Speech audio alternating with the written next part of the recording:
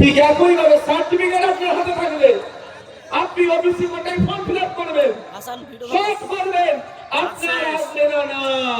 তার প্রমাণ হচ্ছে উচ্চ শিক্ষায় যে সংরক্ষণ আছে, হায়ার এডুকেশনের যে সংরক্ষণ আছে, আপনি অ্যাপ্লাই করবেন, ফিজ কাটবেন, সব করবেন, যখন লিস্টে নাম আসবে দেখবেন আপনার নাম আসবে না।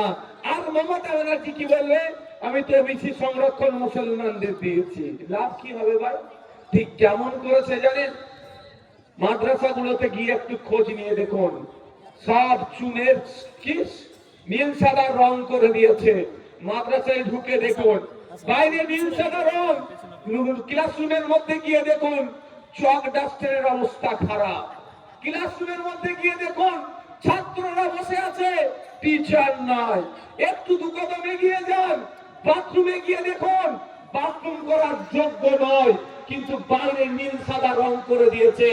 আপনি যখন রানীনগরের উপর দিয়ে যাচ্ছেন, দমকলের উপর দিয়ে যাচ্ছে, মাদ্রাসাটা কত চকচক করছে দেখেছো?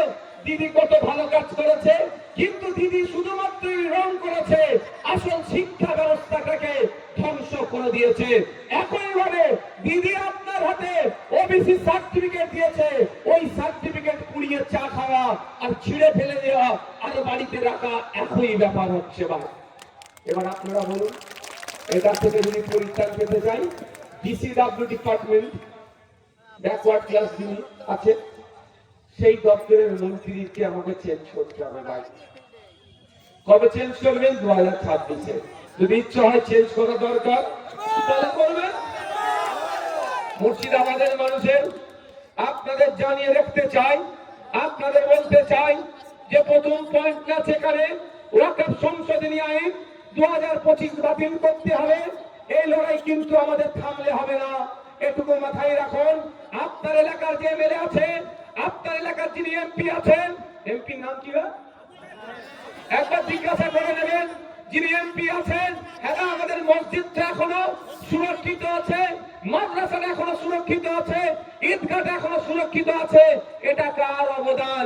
একবার আবু তাহের খান সাহেবকে জিজ্ঞাসা করে নেবেন, উনি উত্তর হয়তো সঠিক দেবে না, তাও বলে যাচ্ছি এই মাদ্রাসা, মসজিদ, ঈদগাহ, কবরস্থান, ওয়াকফ সম্পত্তি এখনো যে আপনাদের হাতে আছে, এই নওশাদ সিদ্দিকীদের মতো কোটি কয়েক মানুষের করা মামলাতে। আর মমতা ব্যানার্জি, মমতা ব্যানার্জি, কোন অভিষেক ব্যানার্জি, কোন আবু তাহের খান সাহেব কিন্তু মামলা করেনি। তাই আগামী দিন আসছে, মাদ্রাসা মসজিদকে বাঁচাতে গেলে কোন মমতা ব্যানার্জি, অভিষেক ব্যানার্জির হাতকে শক্ত করা প্রয়োজন নাই। আপনারা নিজেদের হাতকে হাতে হাত মিলিয়ে আগে হাত শক্ত হয়ে দাঁড়ান।